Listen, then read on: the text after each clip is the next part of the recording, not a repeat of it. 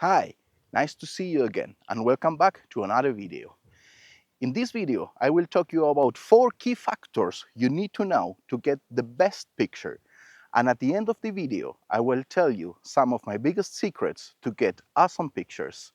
Stay with me. Hi, I'm Mario Kilian. I'm living in central Germany. I have been taking pictures for over than 40 years. Now I will show you all the secrets I learned from right to wrong to get the perfect picture. If you want to know more, subscribe and stay with me.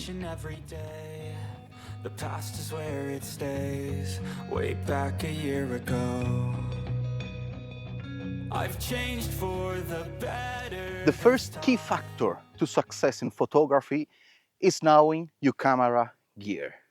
And here I have to do a statement. The best camera gear doesn't make the best photographer. The best photographers are there who know really how his camera gear works and how to get out the best of the actual camera gear they have. The best example is you can't do a race with your car when you don't know how your car behaves in the curves, in acceleration and brakes. That is the same with your camera gear. The camera gear needs to transform in an extension of your hands, in an extension of your vision, in a tool which you will achieve that what you have in mind. So you need to know exactly how your camera gear works. You need to know how your lens work, how to squeeze the sharpest image from your lens. For example, in bird photography, which is the shutter speed you need to use to get the perfect picture. In landscape, which is the best aperture your lens needs to get these sharp pictures from front to the highest position. You need to know, for example, in perfect way how your camera works, how to program your camera, how to assign different buttons to different functions. For example, the shutter speed. If you are photographing standing birds and you're aiming the birds and it starts to fly, to change quickly the shutter speed without stop aiming the bird. And that is only now if you assign different buttons to different functions. The final objective is that any change you need to make in your camera meanwhile the photographing process is something absolutely automatic, that you can do it in the same moment you're taking the pictures. When the conditions change, you can quickly change the settings of your camera to get always the perfect exposure for the object you're taking the photo. The second key factor is to know where to be in moment and time. For example, if you want to take pictures of the Milky Way, you need to know in which time of the year you need to be in the perfect place to get this perfect picture of the Milky Way rising from the horizon or over something you have to choose at foreground. In bird photography, it is a key to know when is the time, for example, when the chick's born, and you can take in a photo this amazing moment when the mothers are flying or learning to fly to the chicks, or the perfect time when birds are fighting together, or the conditions of the place in wind and light to know where the birds land and where the birds take off or where he made his nests. The behavior of the animals is something you need to study. In which part of the year they are more active, in which season of the year they have the best colors, in which moment the grass are green and it's highly probable that you get a deer walking with his little deer's hair. When you're going out for a photo session, you need to know exactly where to go. Where is the best moment to go and where is the location where I want to go? It's, for example, if you're a plane spotter, you know perfectly you have to go to the airport and know exactly which is the hour where the plane lands or where the plane takes off. And it's this moment when you will take the picture. It's absolutely the same in any other condition. Or in landscape photography, for example, you need to know in which moment the trees have the most beautiful leaves. When are the pines covered with snow? When the sun comes through exactly between two buildings, like in Manhattan. It's all you have to study. Here is nothing about luck. Here is because you know exactly when the moment is, and this is the moment when I will go to take the picture. You need to study the weather conditions. When will it be rainy? When will it be foggy and take an awesome picture of that? When will the whole valley cover it with snow?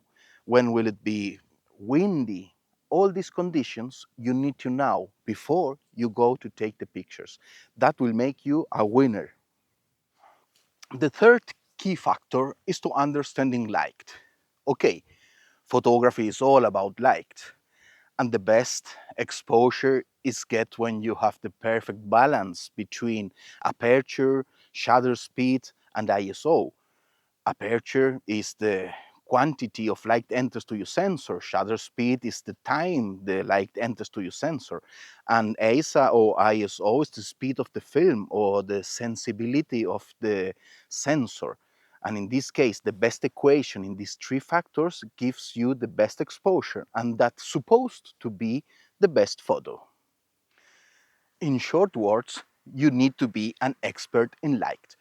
Okay, an expert in location, an expert in weather, and an expert in light too. You need to know which is the best light that will hit your object to take the photo, which are the best light conditions. Eh, You need to be prepared for the different kind of lights that will hit your object. You need to know the best light conditions for the subject or the art you have in mind to take the picture. If you want to use the golden hour, or if you want to use the blue hour, or maybe the twilight for real estate pictures, that is really awesome. A good hint to know how may your subject see under different conditions of the light is to take your hand and turn around and see how it changes with the light in your hand. The best is if you know before what kind of light you want. A light behind your subject, in front, from the top, maybe shooting at the shadows. Where will the shadows be? Maybe shooting, of course, why not in the night? These are all conditions you need to know to get the best art or what you have in mind to take these pictures. And the fourth key factor is try and fail. Don't be afraid to take a lot of pictures. Take as much photos you want. Later, arrive at home and check all these photos and see how they performs. Professional photographers have hundreds, thousands of perfect photos, but also thousands and hundreds of thousands of really bad photos. The best is that you experiment, change the aperture, change the shutter speed, change the metering modes, change all you want in your camera and try. You need to know your camera, how it works under each conditions. As much photos you will take, as better photographer you will become. The best photographer is inside you, and lately or soon it will come out, and yourself will surprise it for the best pictures and the good quality you are taking now. And my final recommendation, if we all follow the same rules, it's like baking a cake in there we all follow the same recipe. It's highly probable that we all get the same taste in the bake. So try to think out of the box. There are rules to follow, but sometimes these rules can be broken. And this depends only of your imagination. For example, landscapes photography with a telezoom, maybe shooting very dark, maybe with a long shutter speeds. If you break some rules, maybe you can get the perfect picture you ever want. In photography, there are no limits. You can think out of the box. You don't need to follow the rules. Try to change it. Try to imagine. Try to think in whatever you want. Just play with your camera and shoot as much as you can. You will know that lately or soon you will get the best pictures you ever thought you will get. And that was the video for today. I hope these tips helps you to improve your photography. And the last tip helps you to let your imagination go and knowing that there are no limits in photography. If you like this video, maybe you consider to subscribe and give it a like so others can see this video too and improve his photography skills. Now, go out and take your best pictures and see you next week. Bye bye. A lot of change, been through a lot of pain. Some things are not the same as they were a year ago, but all will be okay. I move on each and every